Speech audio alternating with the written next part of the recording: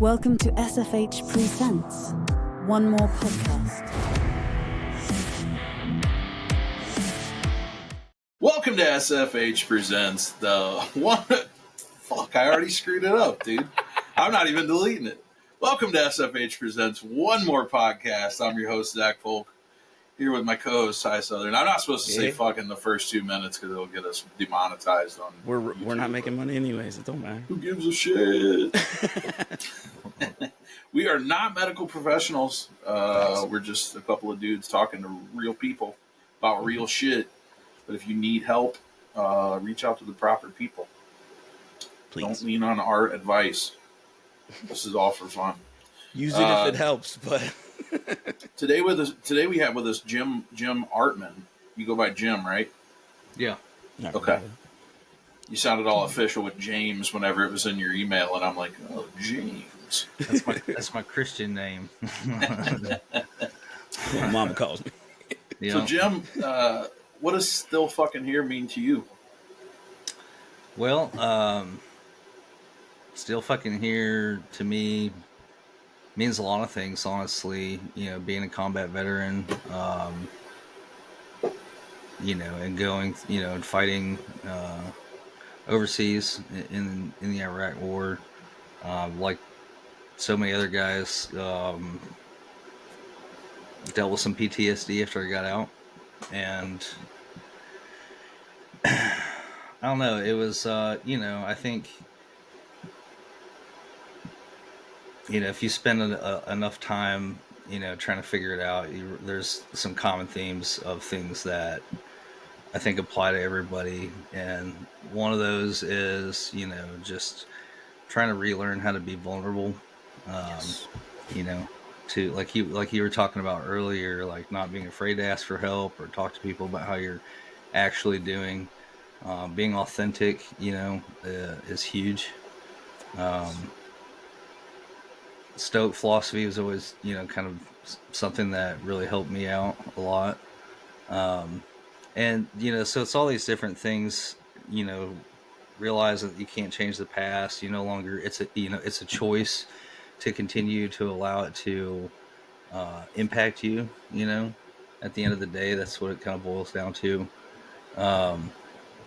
And I think, if you work hard enough and you care enough about anything, you figure it out, And for me, a big part of that's always been focusing on taking care of myself. I've got my personal development brand with my co-owner, Chris Cole, called Extreme Resilience. And our motto for the company is to own your purpose. And I say own it because, like, you could have, this idea of something that's meaningful to you, that provides that sense of purpose that, we lose when we get out of the military, which I think is a huge part of what, makes everything harder, Yeah. Absolutely. Especially as a dude, I feel like, but just the type of person I am, like, I always feel like I need to have that sense of purpose, being in service of others, which connects me to something greater than myself. I think that's huge. But yeah, anyways, I'm all about the purpose part. I think that refinding that after getting out of the military, and redefining it for yourself, because I used to make fun of my buddy Tanner, who's no longer with us. He was a Marine Corps Scout Sniper, so we were like, he was my best friend. He unfortunately died in a house fire about 4 years ago or so. But I used to tell him that he peaked in the Marine Corps because he just, he was a good dude. He was smart, and I knew that he was a great sniper, and did 7 years in the Marine Corps, and he just really had a hard time after he got out because he didn't want to do. He didn't work at a restaurant even though he had a wife and 2 kids. his damn wife worked, 2 jobs just while he was like, trying to figure it out. But that's a tough place to be when you get out. It's like you're not really doing something that means anything to you. And it can if there's something I've learned from being on these podcasts with so many veterans that you have some grasp on, but you don't really until you get deep into someone's head about it, is the transition from doing something so fucking important, like the height of all important things, and you're built up to be tough, and you're built up to like be resilient in the field and what you do, and then you come home and all that changes. Everything, the brotherhood's gone, the you lose the purpose, like you said, and then you go through the PTSD or whatever kind of things you go through, and as you said, like, it's hard for a man especially, but probably for anybody who's been in the military to come out and be vulnerable after all that and say, hey, like, I'm fucking struggling. Yeah. And we see that time and time again, and I think the general public doesn't realize how big of a fucking problem that is. Yeah, rub some dirt on it. Well, from like one thing that I did was like, start to look at what are the aspects that I have control over, right? And so I discovered functional medicine years ago, not long after, I kind of PTSD sort of started rearing its head in my life. And to me, it was extremely empowering to have that information and to realize that I can absolutely have control over my health, by focusing on, nutrition and understanding how food is medicine and how I can heal my body, how I can optimize the functioning of my brain and everything. So that way, I have more resilience to the effects of stress.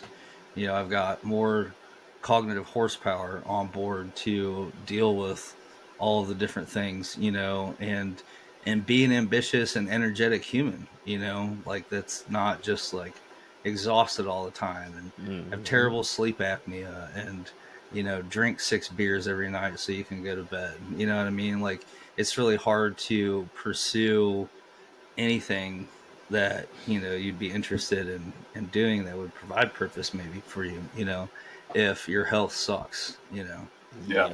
If you don't have the energy, it's, it feels impossible. So you're just managing the hole that you're digging yourself into.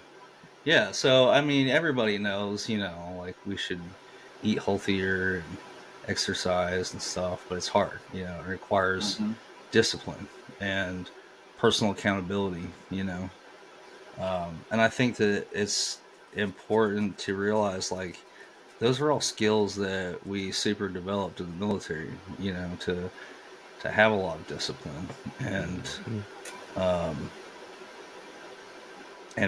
solve problems and stuff. And I think the narrative really of like mental health and PTSD for veterans is, well, the VA sucks.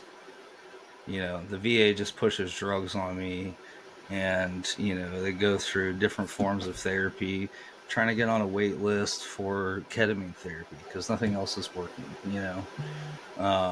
Meanwhile, they're eating like feral 6-year-olds and, drinking daily. And I'm not, I'm speaking from experience myself. Like, I've absolutely made a lot of terrible decisions regarding my health,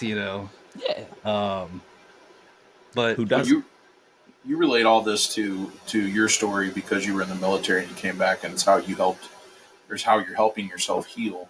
But this story applies to the general public as well. Like the medicine in the United States isn't preventative. It very much just wants to throw medicine at you and doesn't want to teach you how to eat healthy or how to be a healthy person. Yeah. So even if you're not a military veteran, you're watching this episode, there's still to take away. There's shit to take away from me. You're speaking to me.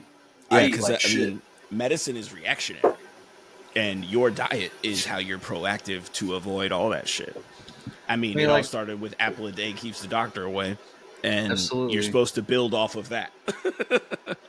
Yeah, I mean, it doesn't take long to read. I mean, I can recommend some awesome books that will get you up to speed very quickly without having, several semesters of undergraduate biology, to be able to understand it. But, it's like I said, it's something that you have control over. Yeah. So why not? And that's a huge part of that is with the purpose and the losing the camaraderie and the team. When you get out, the having a project is something, even if it's not the purpose specifically, the keep moving. You're going from doing something extremely kinetic, which again requires you and these 12 dudes to be on one mind. And then now it's just me and the dog and these four walls. So yeah, they realize that no one's gonna make them, so they stop being kinetic. And then 3 squares a day, yeah, right. No one's gonna stop me from drinking all night, and it snowballs. Yeah. Fucking until everything's atrophied, and yeah, you're struggling just to get out of bed, let alone do anything all day.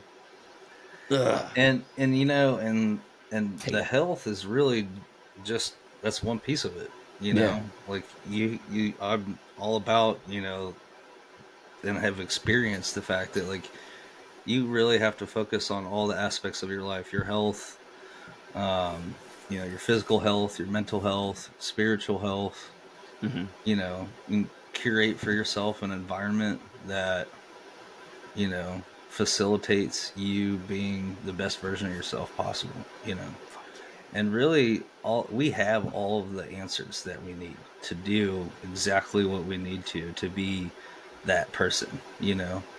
And it's just I think a practice of I think I heard Andy Frisella kind of say something like this one time, where it's about making deposits, like self-discipline deposits in your bank account. And I think the more that you do that, it gets easier. It's like one of my favorite ways of kind of talking about this is through fasting. I call fasting like the gateway drug to being in charge of yourself, because it forces you to interface with the person that's like, I'm going to do something awesome for my health. And I know that it's going to, I'm going to benefit greatly from doing it. But you've been eating like a feral 6-year-old for a long time, and so your ability to continue to pass places to eat when you're hungry is like not that great, Right. So you're gonna start hearing those voices in your head where you start to like try to make excuses for it, feel like some kind of victim, and and then you just have to be like, no, I'm not doing that, and commit to it. I think that's where, for my personal struggle, like I still deal with some pretty dark mental health shit on a regular basis, and my lifestyle is not healthy. But I know what I need to do. It's not that I don't understand the path. It's just hard to take that path. And self-discipline is everything. And it's very hard when you're coming from that dark place to take those self-discipline steps. Mm-hmm. It is hard, and I mean, I have a lot of these, like you'll probably hear, I think you already said some of them since we've been talking, but like there's these sort of like concepts that I think about regularly that are kind of beneficial for me. Some of them are a little harsher than others, like make improvements, not excuses. Yeah. Love that one. It's a solid one. Don't confuse efforts with results. Yeah. I always go with progress, not perfection. Yeah. When my daughter gets real sad about something not working out right, I was like, but you did it way better than last time you tried it. Like, look how much farther you got or whatever. And, progress, not perfection. I don't need you to be great at something right away. If you want to get great at it, work at it, make progress, and you'll eventually get there. 2 in the hand is worth 1 in the bush. Wear 2 and pull out soon. I know a lot of sayings. They don't apply. But well, this is more of like a mental. It's sort of like just like a mental model I've got, where to say that if you care enough about anything, you'll do it. and your life is a perfect historical record of that, you know. So I Well, like to think that, because I think that that's true, you know, at the end of the day. And so I use it as sort of a reminder. no, it's If really I'm good. It's really good that you've made it work that way, because the flip side to that is that statement of, if you care about it, you'll do it, is really troublesome for me, because I haven't done it. And I think I being do in care. then when I do care, and when you're in this dark place that you're trying to climb out of, what happens is, when I hear that statement and I try to apply it to myself, it just makes me shittier on myself, which is counteractive to the thing. So well, it's like finding. what makes you care? It's a good question. If it's not true that you don't care, why do you care? Yeah, if you're just saying you care, or you're Yeah, sitting why there do in you? that dark It's a hole good wondering, question. why don't I care? Then yeah, that's a one. Hell yeah. What would make you care? Yeah, that's a good question. I don't know. I could give you all the typical answers and say my kids and this and that, but like, for me, I don't know. Then that's part of the issue with depression and this darkness, is that I don't know if I actually care. That's fucked up, but that's the truth. So I don't know. That's the daily conundrum. That's the daily battle that goes on in my fucking noggin. You know, it's like, do you care? Well, if you do care, why don't you do something? You didn't do something. Well, you're a piece of shit. So you probably shouldn't care, because you know what I'm saying. It's that fucking cyclical, crazy self-talk. Well, I mean, yeah, He's really like mean to himself in his failure. head. Yeah, we're all. Did you? Are you a homeschool kid? I mean, you sound like you went through the public school system. Yeah, I was Just like definitely. I And did. it was very, very hard on me. It wasn't fucking a good experience.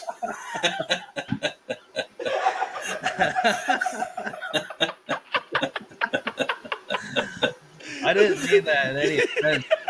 Just to say that we've all been conditioned to believe that failure is, you know, this terrible thing, but it's really just part of it, you know. He's like, judging what I know now about your social graces, were you homeschooled? I'm sorry. Oh, serious stuff. But it's true. I mean, you gotta, like, I don't know. I got an opportunity to go through tracking school when I was in the military, and towards the end of school, you know, the instructors were explaining to us, like,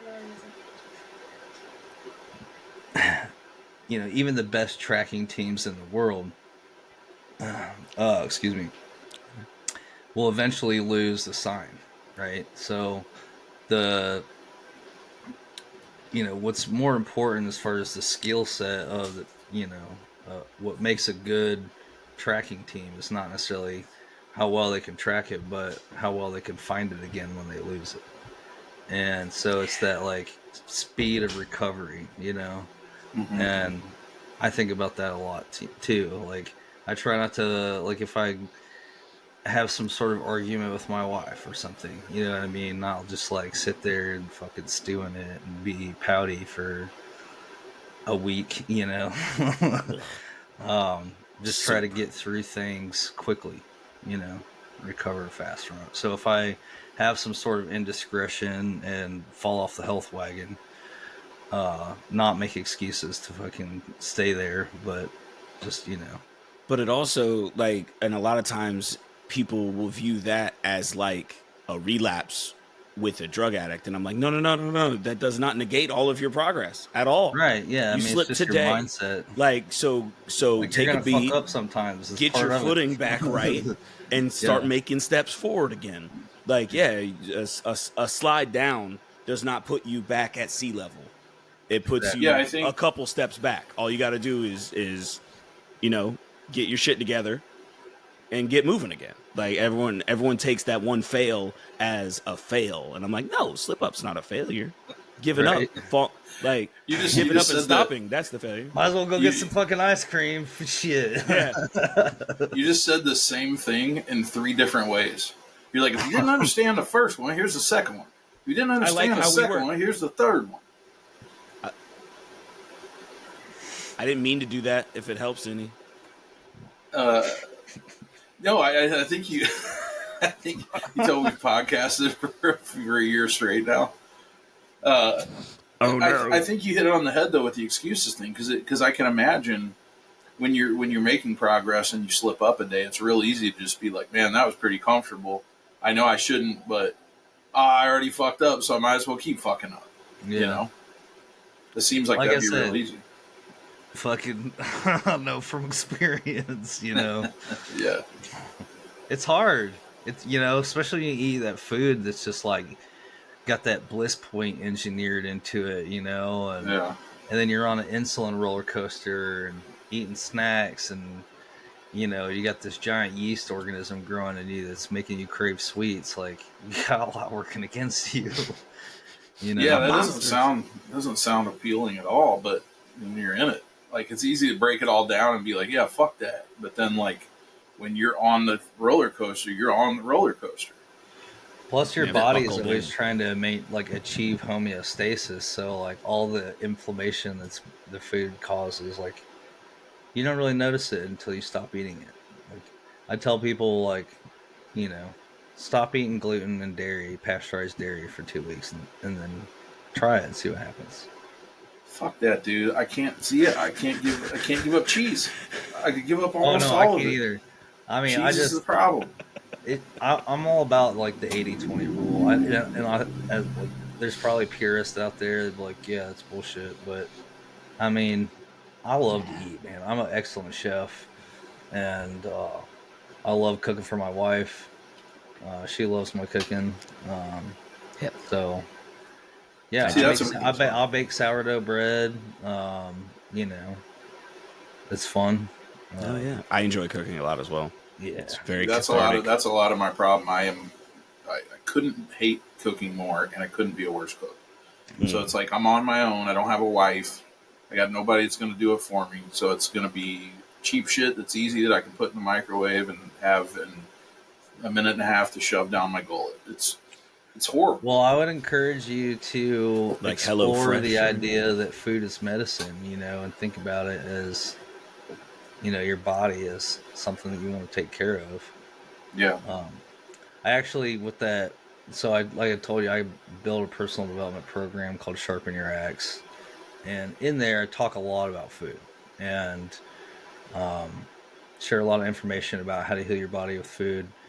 But one of the things, like, so if you're actually like legitimately try to make that lifestyle change where you're a healthy person that, you know, eats like an adult, then you know, the first thing that people run into is like, well, I don't know how to cook anything. I need recipes. Well, I teach this cooking theory I call whatever's in the fridge, and you really just buy whole foods and then set your pantry up for success, you know, where you've got all kinds of oils and vinegars, healthy fats, you know, not vegetable oil and canola oil. And then spices to make Mexican food, Italian food, Asian food, you know, Mexican food, whatever it is, you know, I can take the same 5 ingredients pretty much out of the refrigerator, produce a protein, and make an Asian food or, you know, whatever. And it makes it a lot easier to maintain healthy body weight. No, it all sounds good, but for somebody who's just a absolute retard in the kitchen, it just goes straight to like you're talking magic or some shit. You know what I'm saying? Like you're like, you just get some fucking oils and you put them in the cabinet, and then you get some spices, and then you take 5 ingredients, and I'm like, I'm already done, dude. Like it's tough. And here's the thing is that I couldn't get more anxiety. The most anxious thing I have in my life generally, and I'll perform in a room full of people and not feel this way. But when it's time for me to go to the grocery store and shop for food, I'm already stressed the fuck out. I don't want to do it. I hate it. I hate the cost of it. I hate the time. I hate trying to figure out what the fuck I'm gonna get. So it's like I could probably cycle 3 meals, that are the same 3 meals every couple of days or whatever. But like, I need that so mapped out for me that I can just go to the store. I know I need to grab these things, and this is what I need to do to prepare it. Do you go to the gym at all? Like, do you lift? No. I'm just the only reason I ask is because like one of the things that's really makes it difficult for me to like put lots of muscle on quickly is that I cannot just eat the same thing all the time. Which, Yeah. if you want to like really dial in your macros, like you kind of have to, and I really struggle with that because I'm like, nope, but I want to do this. Yeah.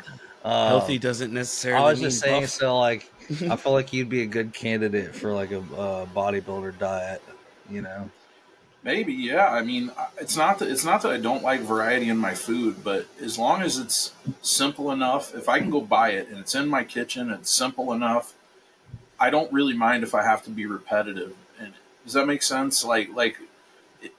Let's just say this: if somebody were just to lay a plate in front of me every day, and it was healthy shit, and it was the same healthy shit, I'd eat it. I might not Yeah. love it, but I'd be fine. I'll eat it. So it's like, but all the obstacles between my mouth and the store are a fucking. It's like American Ninja Warrior shit, dude. I mean, you can always get those like food subscription services, I was I gonna say thought Hello about that. Fresh and all those. They got a Yeah. bunch of different kinds of them too. There's And one that does a bunch of soup cups that are like super healthy, Like and bone I'm like, broth soups. yeah, like and super healthy honestly, soups.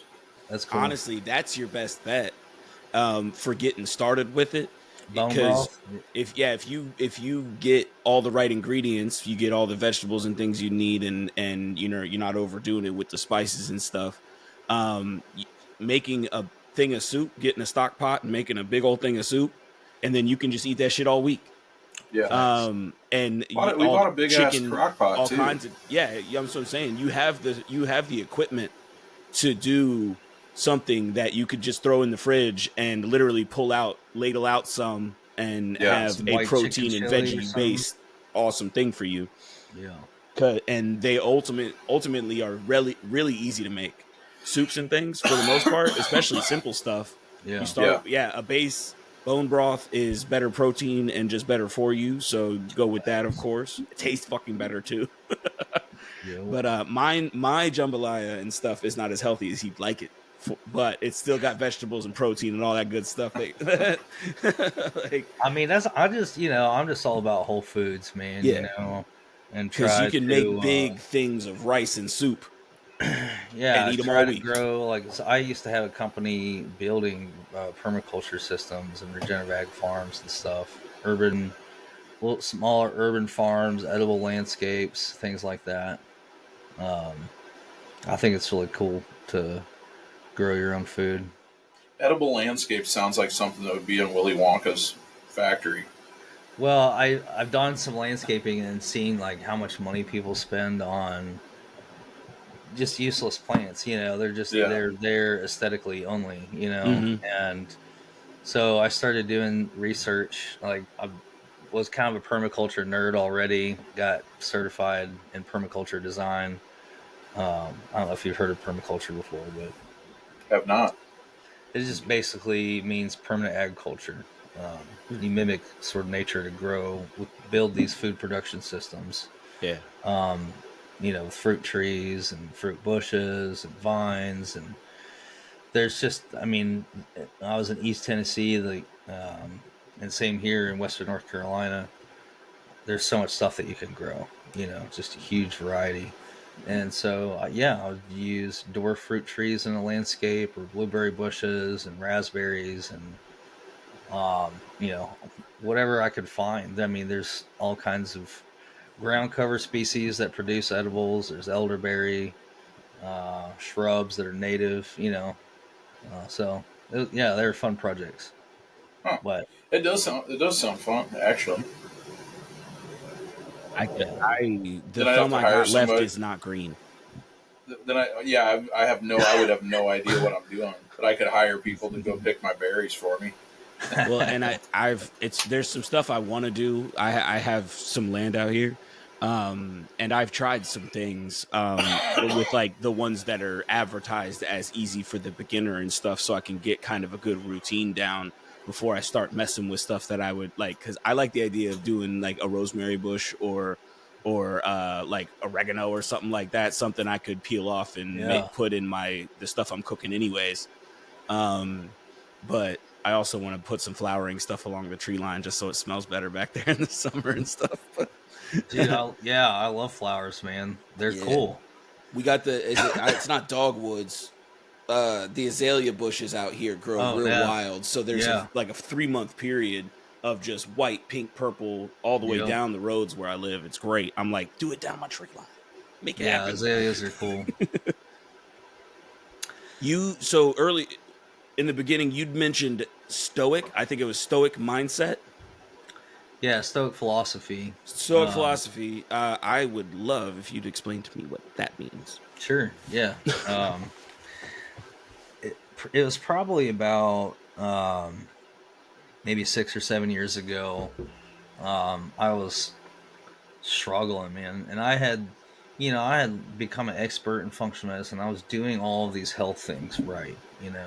That's why I said that's not going to fix all of it. That'll give you you'll have the resources, but there's still, the spiritual aspects of healing that we need to do work with. And I think that a lot of people probably, I know that it's common for veterans, where, we get out, we have PTSD, we're struggling, depression, and it turns into anxiety and a drinking problem.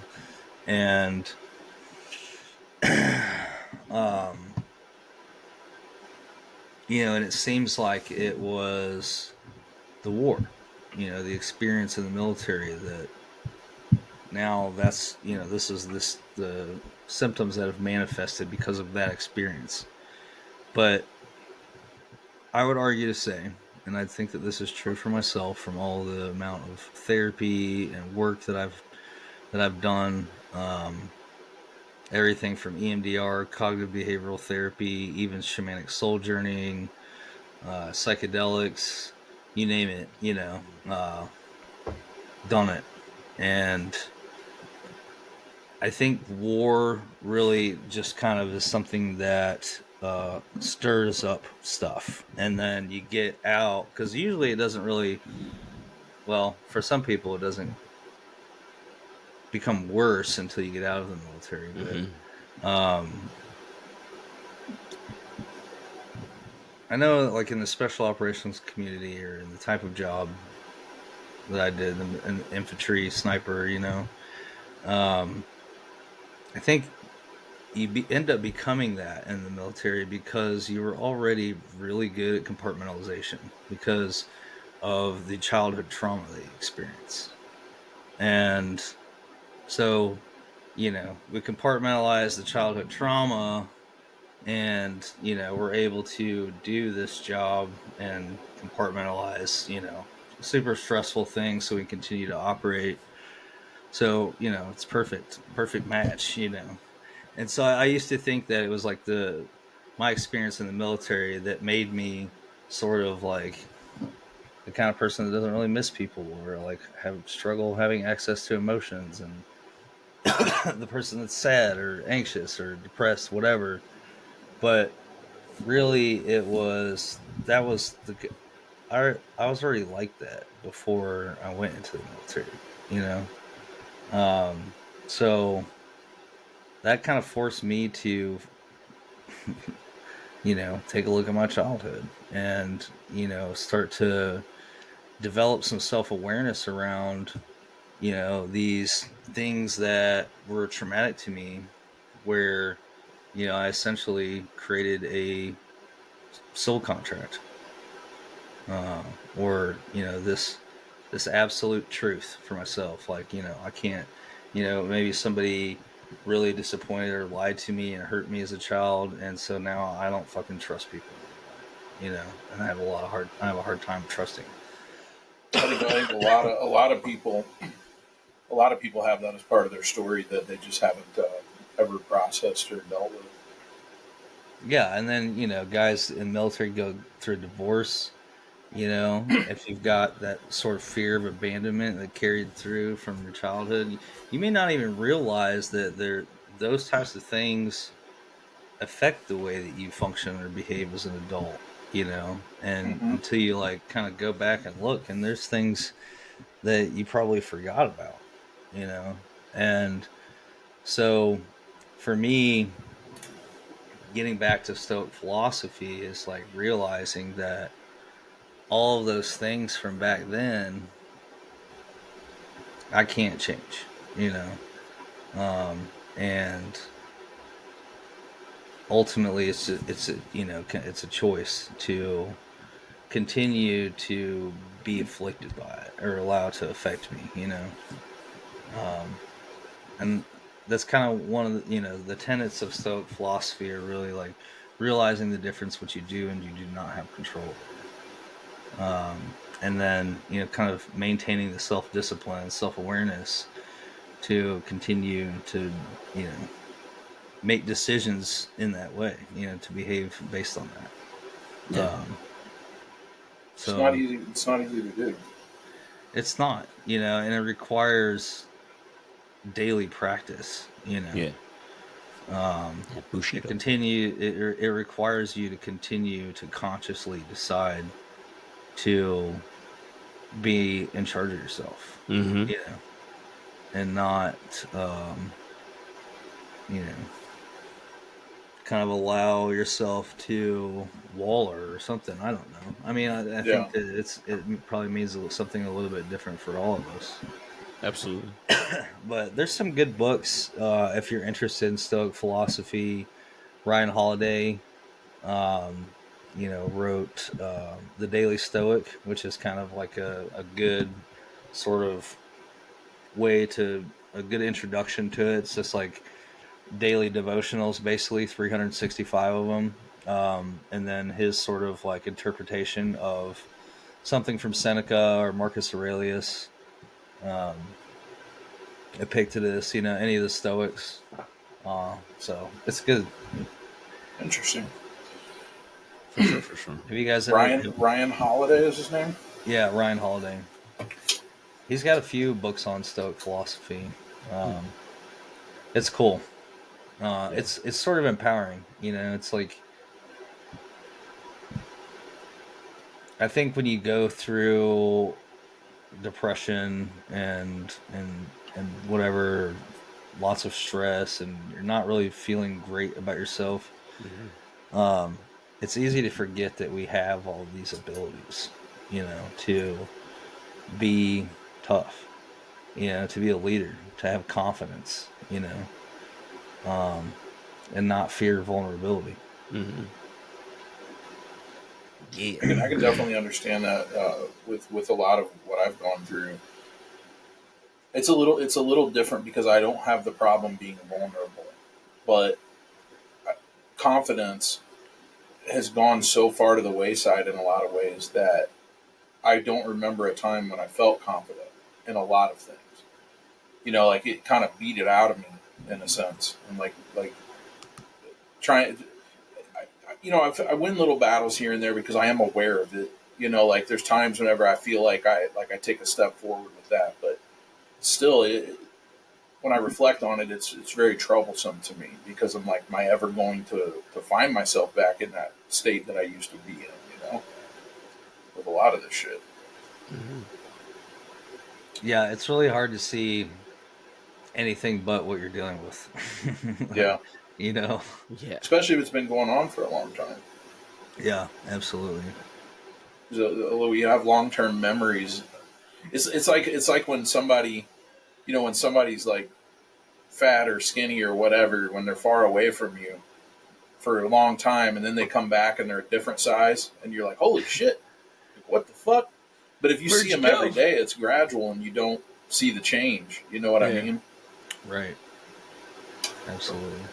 See, I was fortunate in that I got to leap over the worried about being vulnerable part because I woke up with one arm that didn't work at the time.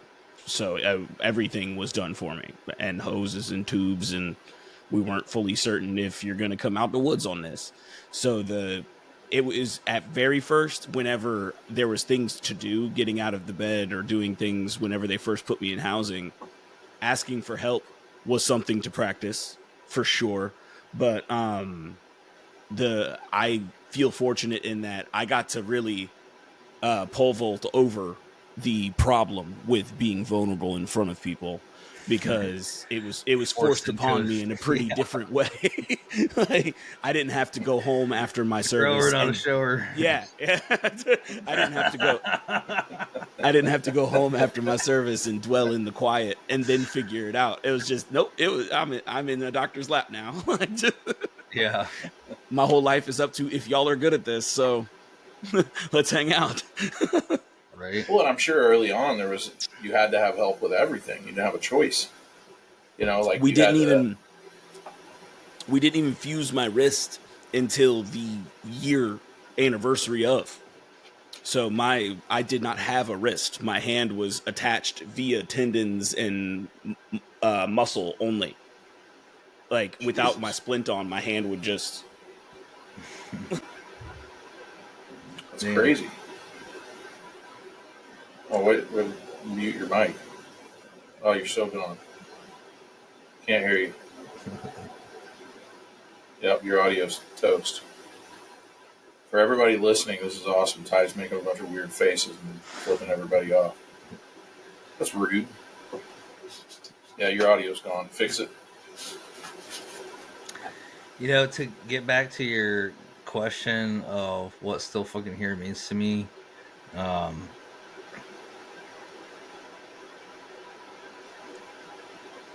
I think purpose is such a huge piece of it that I didn't realize You're before. back. Like, I was working on my health, becoming an expert in that. I understood so many things about the brain, how to heal the brain, and nutrition, and there's still something missing because, I was for a while sitting at home, like working on this personal development program and working from my computer and creating content. And I just, even though it was something I'm really interested in and passionate about helping other people, selling a personal development program on the internet is a lot harder than you think. And I'm not really trying to make money off of veterans anyways, which is why we ended up turning this into a book, which hopefully will be published soon. Oh, that's awesome. Yeah, Like yeah, that. we're almost done with it. It's cool. But when this hurricane happened here in Western North Carolina, I already was a volunteer with the local fire department, so I pretty much immediately grabbed a chainsaw and went out and started clearing roads around the lake where I live. And then when I thought you were gonna say I grabbed a chainsaw and went out and started looting. no. But when things kind of slowed down for us, in my immediate community, and they opened up 40 so I could get my daughter to her grandmother's house and offload her. I immediately started volunteering, and then pretty quickly saw a need for somebody to do logistics to put volunteers to work, because there's people coming from everywhere with heavy equipment, supplies, saws, just ready to get after it, and nobody could tell them where to go. So I kind of already had these business tools that I was using. Go High Level, it's a CRM platform and stuff. I called my business partner Chris. I was like, hey dude, can you set up a landing page for me with some forms on it? And so he did, and within just a couple of days, I had found a location to operate out of and was putting volunteers to work and getting requests, for getting trees off of homes or fixing driveways, culverts, access. It's just where people needed supplies.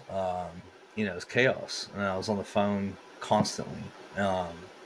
Literally for the first 2 months, every single time I was on the phone, I would miss 2 phone calls, and That's crazy. it was crazy. But and I was so busy, um, and I've since turned this into a nonprofit, a long-term recovery group called Resilient Recovery North Carolina, and we're going to be building homes, bridges, repairing roads, private roads and bridges. We've been running a 500,000 square foot warehouse full of aid, and distributing that to smaller hubs like endpoints of distribution, and it's been cool. And That's epic. So I was dealing before this, like I was still kind of like had to stay frosty, and be vigilant about my mental health, like Yeah. like make sure, like I live right outside my window is Pisgah National Forest, so very blessed with mountain bike trails, and I love to mountain bike.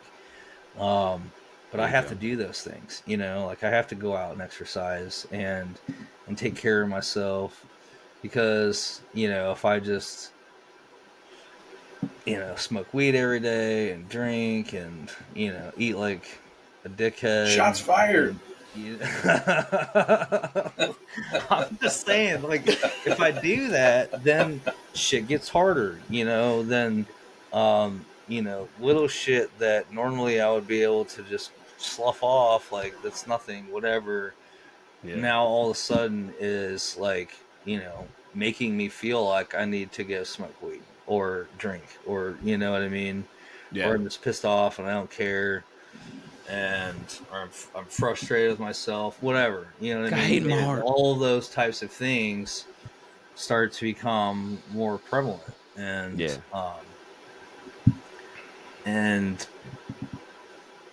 so that's where I was at pre-hurricane. But since I've been working on this, and I've got this mission to serve my community, this purpose, man, I feel awesome. Yeah, I like that you said you got to make sure that. Honestly, the best I've felt in years, man, to be doing this. Like, I've even said that this provides more purpose for me than the military ever did, because I'm here working to help people in my community, Yeah. And it feels awesome. And it's fantastic. Kind of makes me a little bit emotional right now. Do it. This I was gonna say, it's so cool, and I literally just, I'm like today years old where I like figured out that, like, man, purpose is really fucking important for solid mental health, and it provides, the motivation and drive to do all the things that I've been talking about, to eat healthy, because I want to be able to continue to grow this and be, increase our capacity to help people, and it's exhausting, applying for grants. I've got my wife downstairs right now working on it, which is awesome. She's been a huge supporter of this. So yeah, I just wanted to share that, man. Like, purpose is... Dude, congratulations, man. And what a beautiful thing for you, but a beautiful thing that you're giving also. Check. And I go back to what we said earlier. I think that's part of the reason why I started this podcast, was to do something for other people. And it's not the same, it's not as physical and direct, but the same. I think I still have a greater purpose, and I would love to find my thing like you found. I think that's so significant. You hit it on the head, man. Like, the times when I've been at my darkest points have been whenever I really felt like I had zero purpose.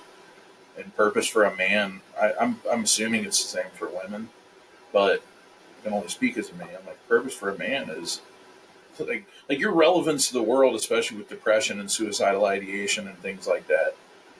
Right. what the fuck is the point of all of it? What's the point of going through it if you don't have a purpose? I mean, that's like one of the things. That's why, like, having service dogs and service horses and shit is like a thing that's so Yeah, beneficial because, if you get to that point where you feel like you have none, you immediately realize, like, well, that dog's relying on me to take yeah. care of it. You know what I mean? So I think that that's significant. No, it is, man. It's. I mean, obviously, I've just met you today, but I'm proud of you. Like, I'm proud of what you went through, and that you found this purpose. That's something so meaningful to the world, and it's making the world a better place, and it's making your life better. Everyone wins in this situation, you know. You know. Yeah, I know, like, in the military as a leader, you're trained that your job is essentially to provide task and purpose to your men, right? Yeah, As long as you are providing task and purpose, they should be doing their jobs and be generally satisfied, right? Because nobody wants to be standing around doing nothing for no reason, or just doing things for no reason, which does happen in the military. But yeah, those are morale killers, you know what I mean? So, but the military provides you that task and purpose, and what I've found is that I've got to provide that for myself now. yeah, Because I think that there's probably a lot of other people and veterans that would agree, like, man, I really don't like working for people because I don't like being told what to do. yeah, Which is even harder, right? So that's like, as a veteran, it's like, is that your path? yeah. Is that something that you'd be interested in doing, because it might make you feel better to be able Yeah, to, not have some little pipsqueak that you want to yeah. fucking destroy, telling you that you have to do something. It's like, absolutely not. Dude, I'm a 30-year professional musician, and for different reasons, took a Yeah. path of, that's been my life path, and I can't fathom working for somebody Yeah. like that. Yeah. It's just not in my nature to do it. It won't work for me. I won't be happy. It's not going to help my mental health. It's not going to, it's not for me. It's just, so I completely understand that. But it's good that you're able to find that thing and like turn it into something. And I know again from like being in this negative headspace, it's really hard to do some of the things that you probably should do in order to succeed. And I think about some of those veterans that are home and like they're struggling and they're in that space. It's probably hard for a lot of them to pick themselves up and go do something like you're doing, Mm-hmm. even though it might help them. You know? Yeah, it is hard. I mean, it's overwhelming to, try to take on some kind of challenge like that. I mean, my first business was, extremely stressful. I mean, I cried several times. I mean, I had like 10 employees at one point, and like, wasn't sure if I was going to be able to make payroll. And Yeah, I cared about all those people, and it was of course. terrifying. Um, so yeah, like, it is stressful, and there is risk involved. Um, and it's not for everybody, but I think it's worth it. And one thing I found is that a lot of the skill sets that I developed in the military, in terms of leadership and problem solving, and planning, mission planning and all those kinds of things, they translate very nicely to entrepreneurship. You Mm-hmm. know, especially having that sort of like confidence, that take charge sort of attitude. I think a lot of veterans sort of are like that, and they are in a group, working in a group, sort of naturally lead. And if you're not afraid of that, if you're not afraid of being the vision guy, and having people look to you to provide that vision and purpose and mission, then it's awesome. And it's Yeah, hard. It's fucking super fucking hard. It's hard. It's way harder than anything I did in the military. But you just have to, realize that it sucks, and you're gonna make mistakes. But as long as you don't quit, you'll be fine. Hell yeah. Fail forward. Well, Yeah. and everybody, just as when you're in the military, I mean, not everybody had the choice, I guess, of choosing what job they had in the military, but there's some, they hopefully at least chose you based on what you probably would excel at. It's the same shit with real life, man. Whether it's being an entrepreneur or doing some kind of help for the community, or hosting a podcast, or being in a band, or like find something that you have an affinity towards, that you're good at, that you love, that you've always wanted to do, and be a freak about it. Yeah. Like it gives you that purpose, and it takes your mind off of all the shit that you're thinking about. Like we've had people on that, like from Guitars for Vets, we had a guy on that brought people out to his ranch, and like veterans out that were suffering from PTSD, and they would go through these writing courses where they would learn to write songs and write poetry and shit like that. If that's your thing, there's that. Like, you just got to find a thing to get to occupy you and that you can work towards to give you that purpose.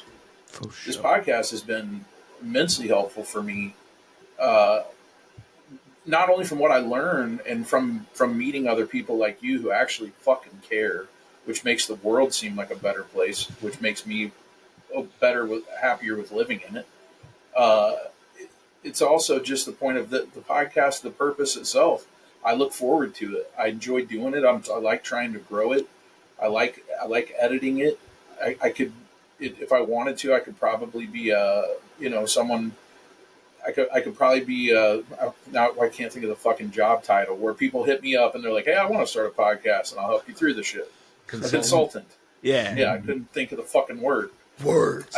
So it's like I can go deeper into this if I want, and I might, but like it's slowly improved me in ways. Like, I suppose that for men especially, that's an important thing, man. Just find a thing.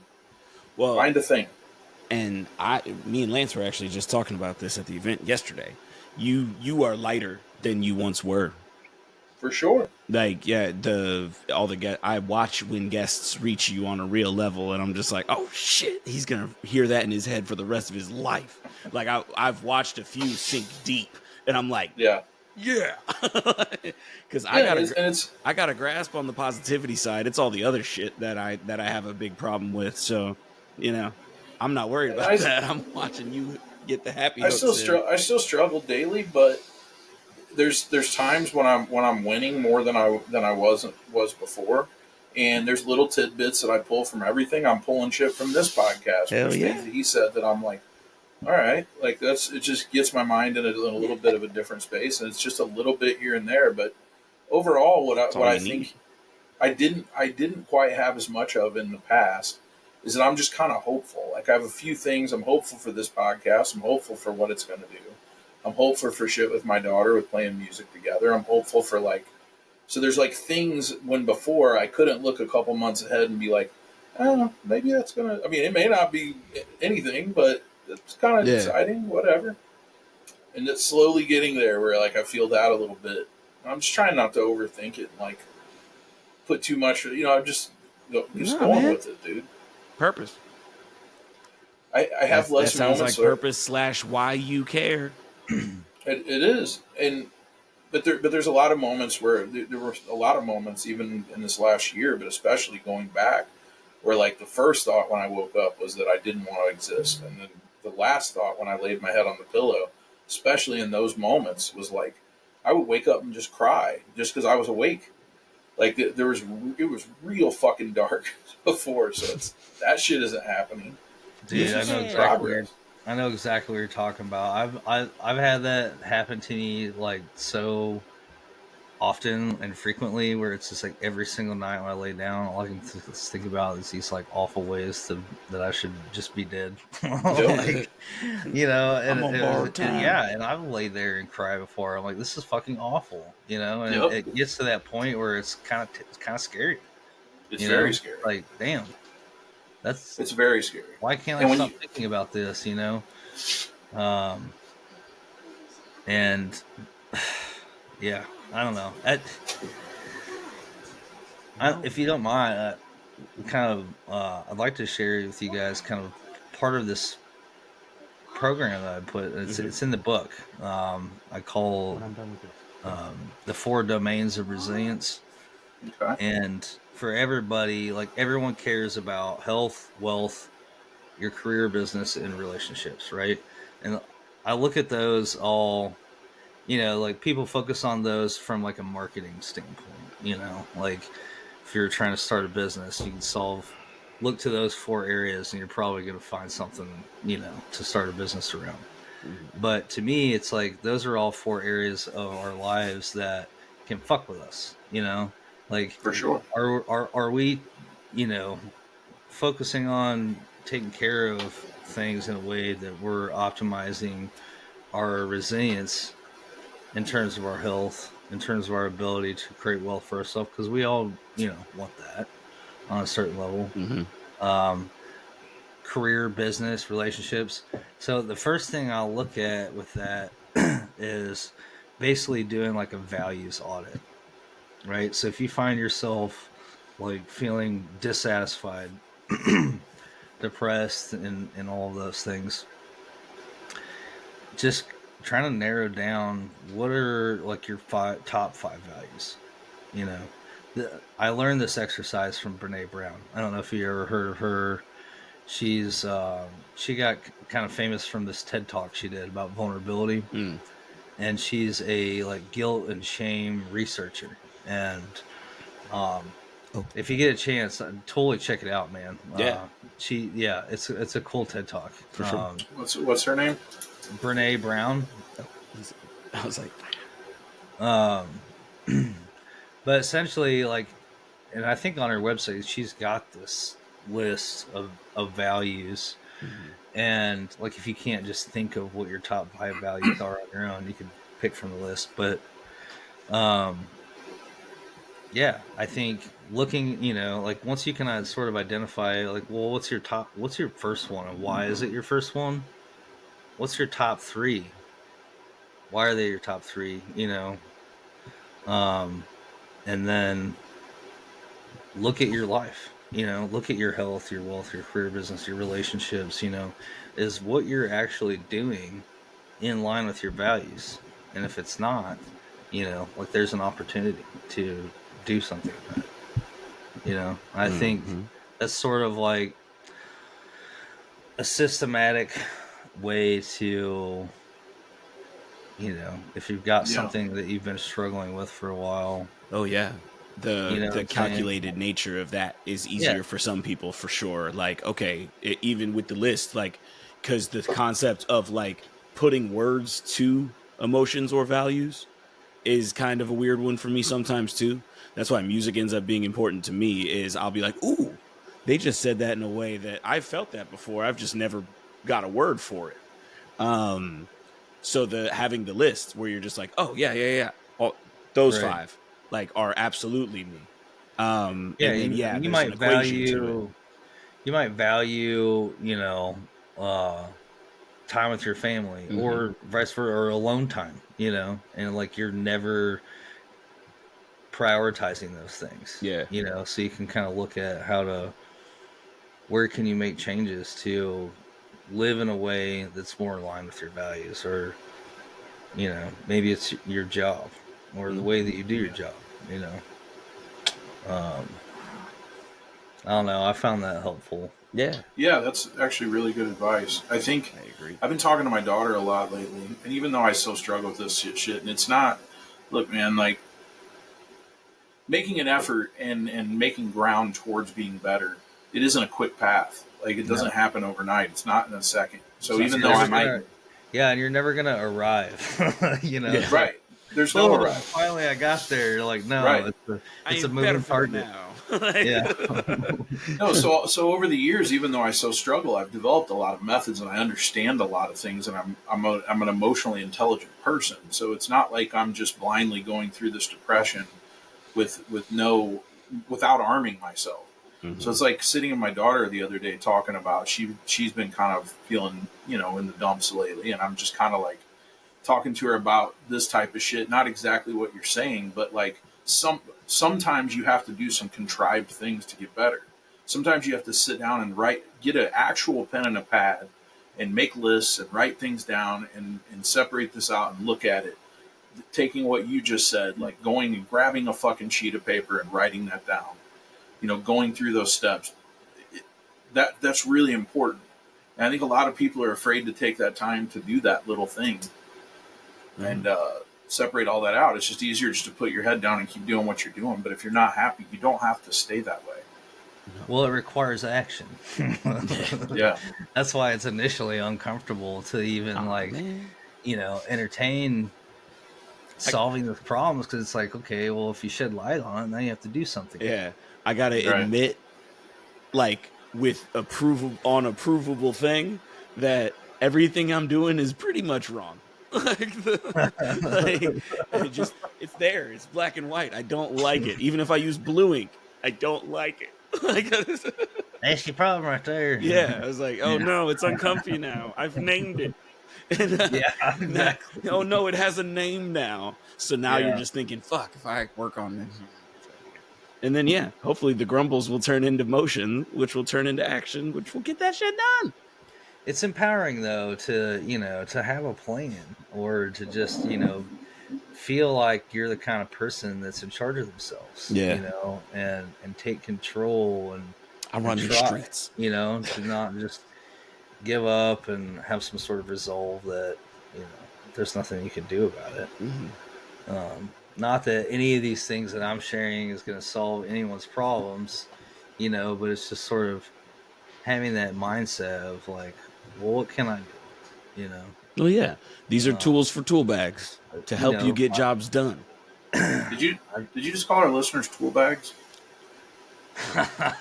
No, he said that these methods will not cure you, and I said, yeah, they're tools for your tool bag. I was saying his methods are tools. Specifically, you said tools for tool bags.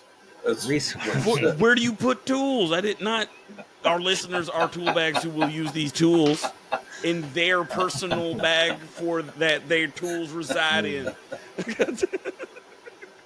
Fucker. No, it's that's the thing, man, is that, like I said, for me, I've done the footwork before this podcast ever started. I've spent time, I've read the books, I've spent time on nutrition, I've spent time on all these things that I still haven't gotten over the hump of actually executing.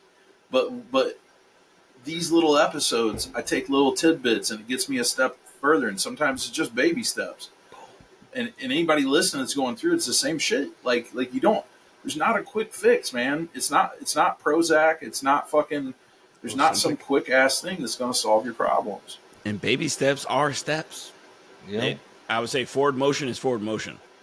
When you were telling me about how you talk to your daughter and stuff, and you're like, even though I still deal with depression, I've got some sage advice. That's true. And it reminded me of, I heard somebody say once that you should give yourself the advice that you would give to your friend. You know what I mean? Like, you write that down. And it's true. Like, be your own coach, That's hard, man. Because we do have a lot of great things to say, but we suck so bad at helping ourselves. I would say Zach could write the book on that shit.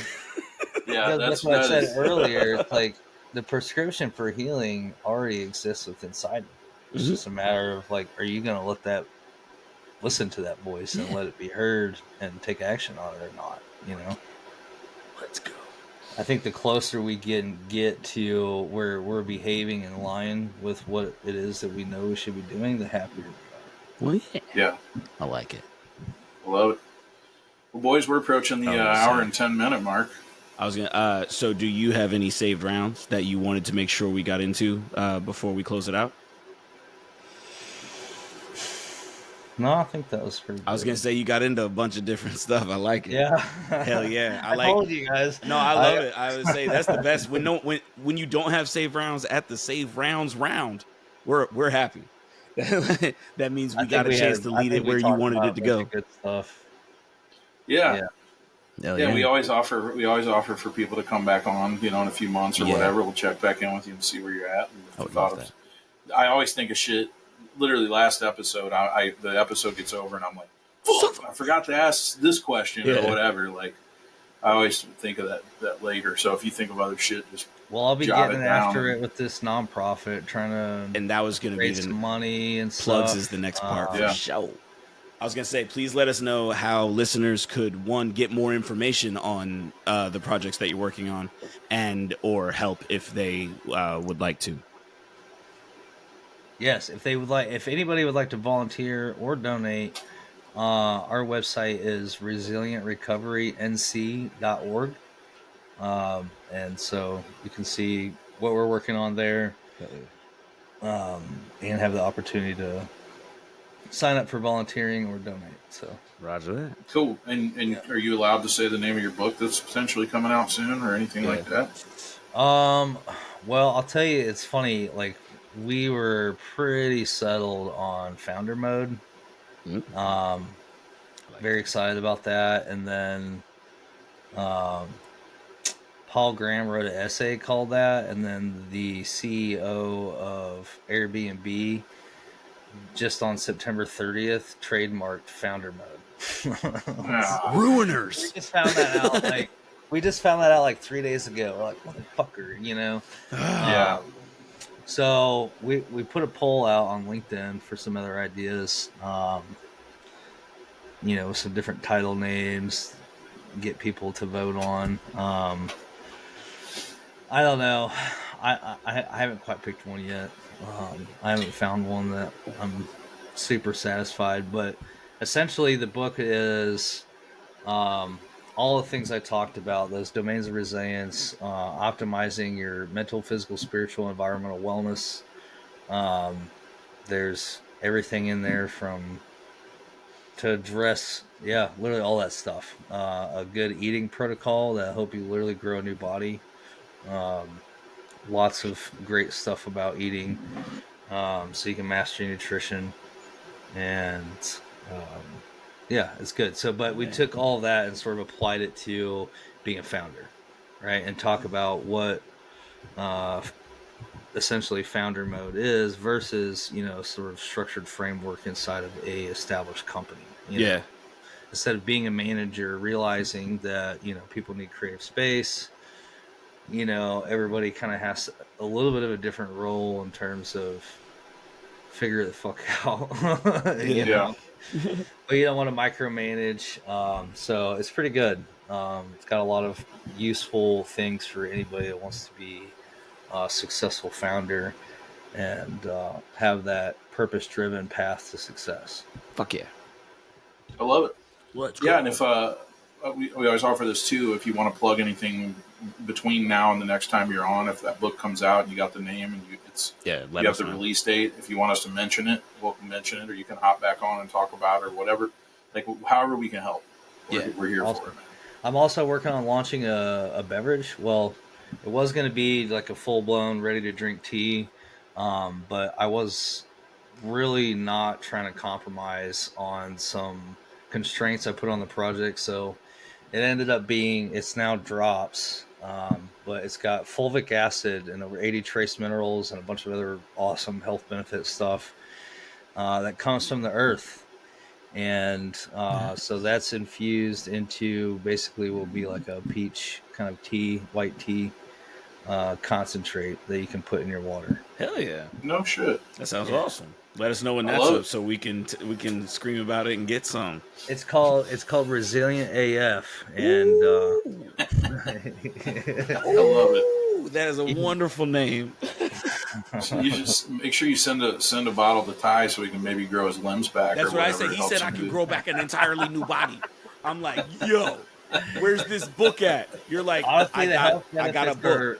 The health benefits are insane, man. I got a manual on how to grow you back. Function. It's an antioxidant. It helps. It helps with encouraging good gut bacteria. Hell yeah, I like that good gut bacteria. It does a lot of stuff. Improves insulin resistance. It's cool. Hell yeah. I'll send you guys some information about it. That'd be wonderful. Please do, man. Yeah. All right, Jim. Appreciate having you on, man. It was a good conversation. We got through it rather. The hour went by quickly, actually. Yeah. blinking It's and just fun done. watching Ty dip in and out with his fucking faulty equipment. I didn't mean to, I swear. He's like the veteran version of Josh Blue. You know what I'm talking about, the Canadian? Yeah, I love Josh Blue, dude. You ever get thrown in the drunk tank accidentally? No. I don't know how I would be handcuffed. You I use don't the know how I would handicap- be detained. He uses the handicap ramp even though he doesn't have to. Jeez, this guy. Have you never seen Josh Blue? No. Now Oh I'm man, looking. I gotta look him he's up. funny. Oh, He's got dude, cerebral palsy and he's got this like weird arm. And I remind you of him. And Oh, I do know who I'm talking. Fuck you a little bit. Like he's hilarious, but also fuck you a little bit.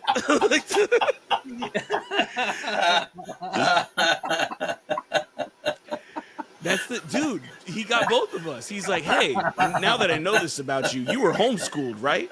And then over here, he's like, you remind me of this hilarious motherfucker who's got cerebral palsy.